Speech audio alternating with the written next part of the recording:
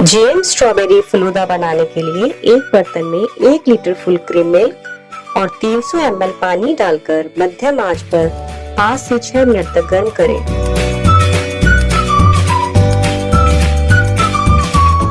अब दूध में 200 ग्राम जेम स्ट्रॉबेरी फलूदा मिक्स डालें और लगातार चलाते हुए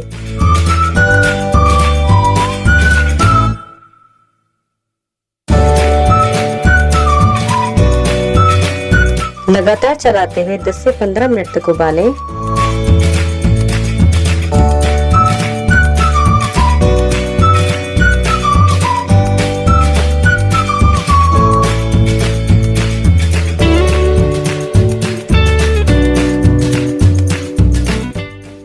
बर्तन को आंच से हटा दें और 10 मिनट के लिए ठंडा होने दें। 2 घंटे के लिए एयर टाइट कंटेनर में ठंडा करने के लिए फ्रिज में रख दें।